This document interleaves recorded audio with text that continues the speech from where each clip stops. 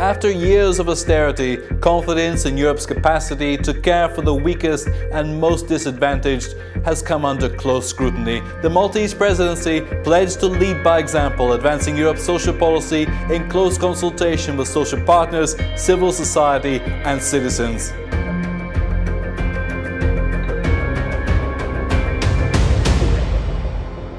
Malta's objective is to advance the rights of minorities and vulnerable groups and to boost gender equality throughout the EU. At the heart of Europe's social renewal is the EU's 2020 strategy for smart, sustainable and inclusive growth, which aims to lift at least 20 million people out of poverty and social exclusion and to increase employment to 75%. For the first time in almost a decade, the economies of all 28 EU member states are growing now.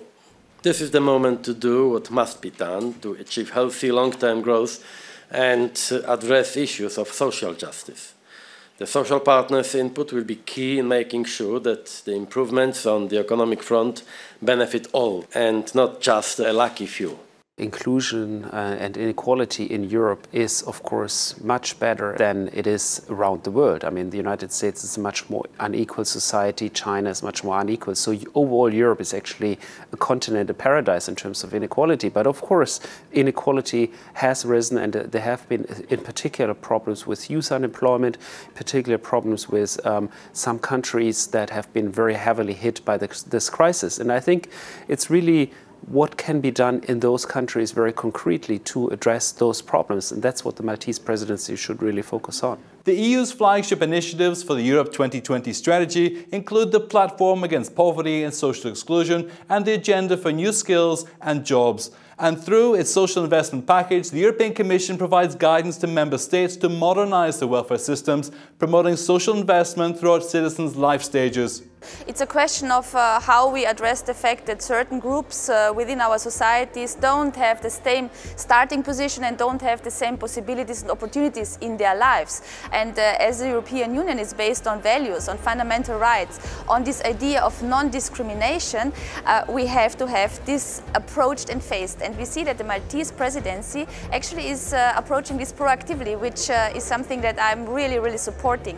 First of all, I'm very happy that the Maltese Presidency is building up on social issues, because we have seen a focus on security, migration, etc. And I think people are actually longing to see some real work on social issues.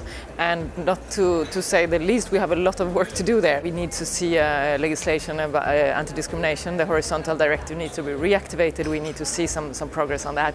We also need to strengthen protection against racism and Islamophobia in Europe. I think we have to address that face on, that we have a problem. And I think we need to look at LGBTI rights when it comes to freedom of movement, but also against hate crimes. In his State of the Union speech last September, President Juncker said Europe had to work urgently on the creation of a European Pillar of Social Rights, which takes account of the changing realities of the world of work and which can serve as a compass for renewed convergence within the euro area. I don't think the European level should set a social pillar and promise results without actually having instruments. So if we want to do something at the European level, let's only do it if there are concrete European instruments that actually can deliver. What kind of instruments could deliver?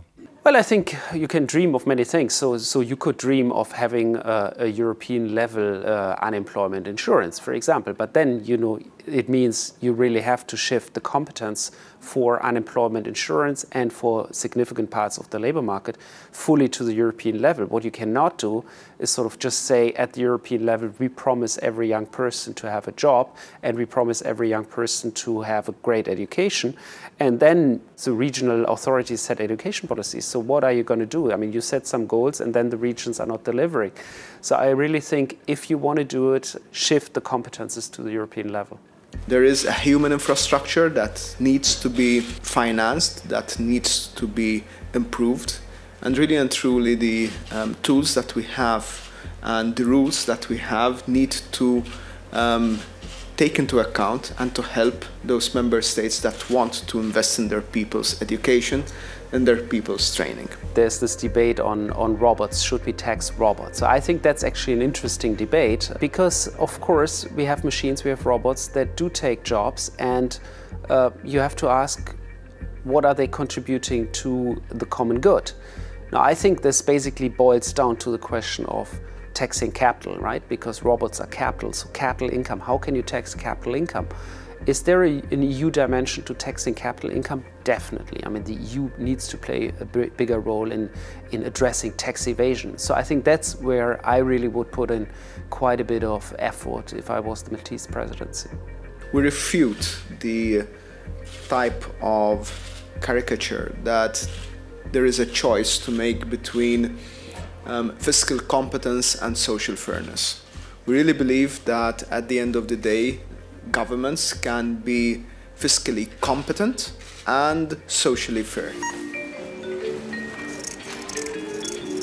To advance Europe's social development, the Maltese presidency specifically aims to improve the participation of women in the labour market. Progressing on gender balance issues is seen as critical. The strategy includes the proposal for a directive on improving gender balance among directors of companies listed on stock exchanges. Gender equality pay gap is an old story that needs more political focus. So, we have the tools. It's about inequalities, about the lack of childcare and other elderly care. It's about inequality in the home, who takes care of people that have care needs. And it's about, the state engaging. So Malta has shown the way. They have free childcare in Malta. It is something that they should, promote and be proud of. It's the only country in Europe, I think, that has that. I don't think there's a quick fix, but there is a question also of how the individual member states approach it from a societal and cultural point of view. I'm coming from Austria, where the gender pay gap is a huge issue. We are farther away than the European average, and the fact is that women have to be aware of the risk they are taking by working part-time, not working, because later on we have a pension gap, and female poverty is a real issue. So poverty in Europe has a female name. The presidency is also combating gender-based violence, in particular by promoting the sharing of best practices and exchanging information on existing legislation, policies and strategies, as well as statistical data and studies. Gender equality is something that has to be looked at as an ensemble of things, and for example, so it's the issue of economic equality and autonomy, but there's also the question of deciding freely over our bodies, so having the right to reproductive health care, abortion care, having living lives free from violence against women. So those two political objectives have to stick together, and then we can advance the gender equality agenda at EU level. LGBTIQ issues remain high on the presidency's agenda as Malta explores ways to develop the Commission's roadmap in this area. The important thing is that there is a creation of a group of countries in the Council that actually says, well, we need more of equality, social justice issues on our agenda today, and we will make sure that happens. That's all for this edition of the Presidency. Next time we take a closer look at Europe's neighbourhood policy. Thanks for watching.